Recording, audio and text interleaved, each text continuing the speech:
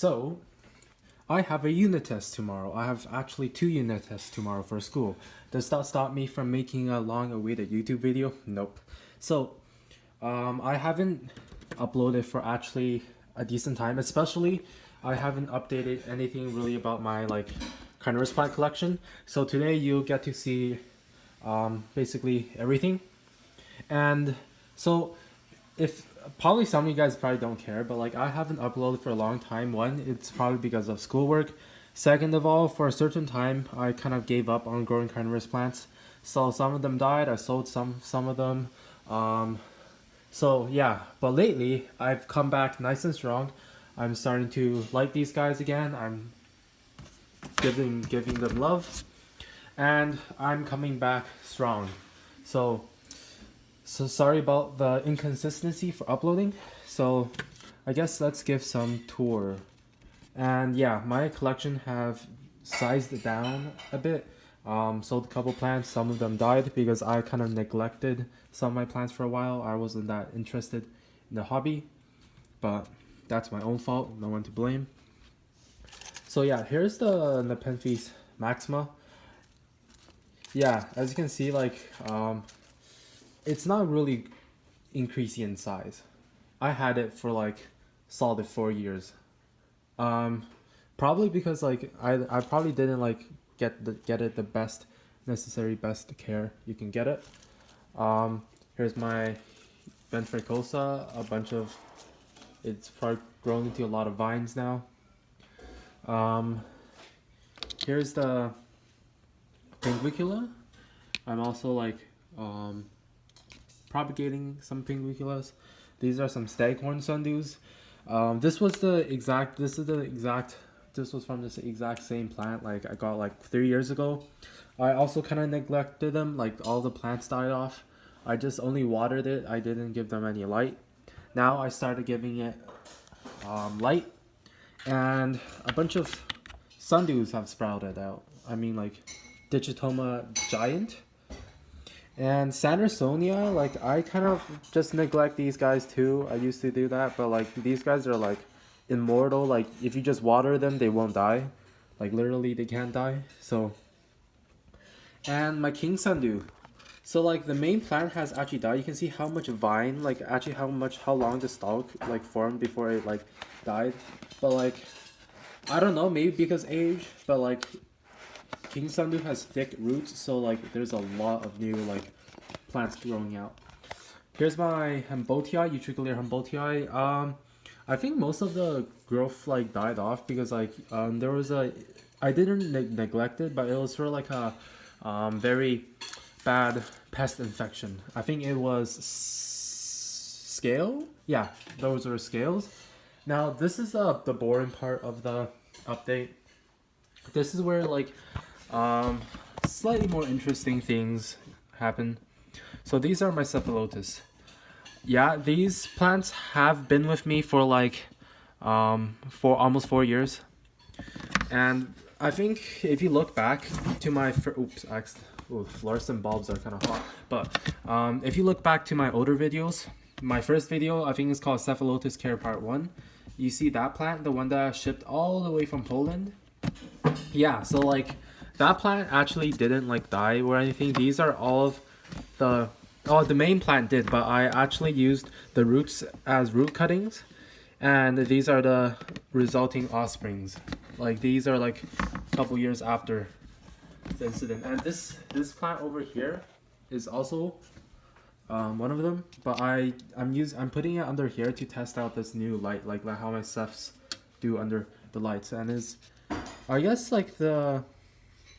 you can see some new growth coming out, and there's this weird side basal shoot or side rhizome coming out of literally the edges of the pot. It's kind of funny. Yeah, back to my Cephalotus. Let me take one out. These guys are doing pretty well. Because they had always had auto lighting, so these guys kept growing even during the times that didn't really care about my plants that much. But these guys just kept growing because these guys got the most love because they got a very good, I guess, established growing condition. They've been growing under the same conditions for years, so these guys are like accustomed to growing like this. And this plant just suddenly just took off out of nowhere. I remember it was still a small, like the plant was still like really tiny. It was like this big. There were hardly any adult pictures, and then like it suddenly went crazy when I gave it a bigger pot. Now it looks amazing. So can't complain. And these are all the same clones except for this one. This one is a Coal Mine Beach from Brad's greenhouse. It's in a huge pot.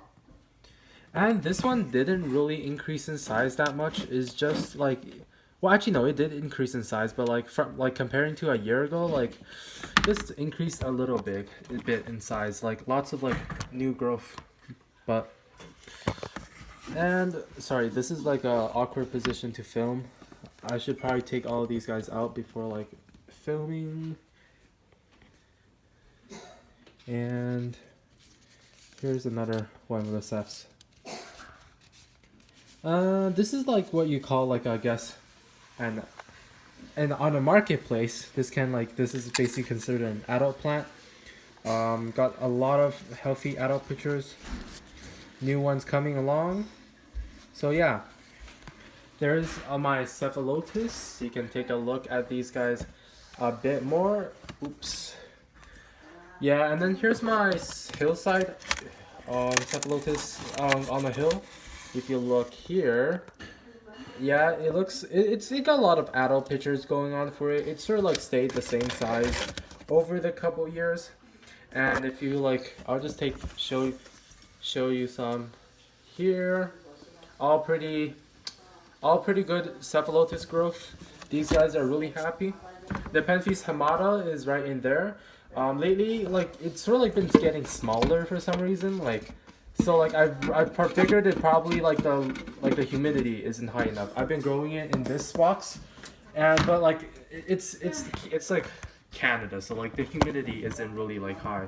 So like I'm gonna try to grow in a separate setup. So now, we move on to some of my Nepenthes. So we have Nepenthes Robcantii, Borneo Exotic clone 3517, if I remembered it correctly from like years ago. Yeah, Borneo Exotics 3517. I got this guy from Brad's greenhouse like a couple years ago. Like when I got it, it was like I guess truncata sized. It was like a little bit smaller than this, but now it's probably tripled in size. So yeah, let me just. Oh yeah, it's an awkward position again. I probably need to bring it out into the open so you can see it better. Damn it! I'm just gonna scoot you over, Cephalotus, Mr. Cephalotus. Okay, so here's my Robcantii. Got these. I didn't add these sphagnum moss. These are just I just started watering it, and those dead ones just suddenly started like sprouting like fresh ones. That's a weird term to use, but and shoot, let me get a good angle. Here's a new picture. I think just opened like a couple days ago. Older picture. Also another older picture. So yeah, Robcantii is doing well, and certainly the new growth, it seems really healthy, like getting some impressive leaf jumps. So overall, very satisfied with this guy's results. Let's just put this, oops, it's kind of hard to, it's me, I'm just putting it back in the same place I got you from. Sorry, excuse me for a second. Okay, Cingulata, Fusca, Nepenthes Fusca, Nepenthes sabayensis. This one's Nepenthes Maxima Gold, Barrel Gold. It hasn't really put up too much size. This one's the Boschiana Vogelii. The main plant died. The main vine died, so there's a lot of basil coming out of it. And here's my truncata. My truncata, for a certain time, it started decreasing in size, but now it's like going back to healthy mode. But for a certain time, it was pretty unhealthy. But now it's getting like a lot of pictures. So I guess I got it at the same size around same time as Rob Kentley. So I got these two both at the same time, same size, and you can clearly see like which guy is like liking the growing conditions better. So Rob Kentley is a super easy plant to grow, but just a bit pricey. So that's pretty much my collection now. So if you enjoyed this video, like and subscribe, and I'll definitely keep my uploading consistency higher now.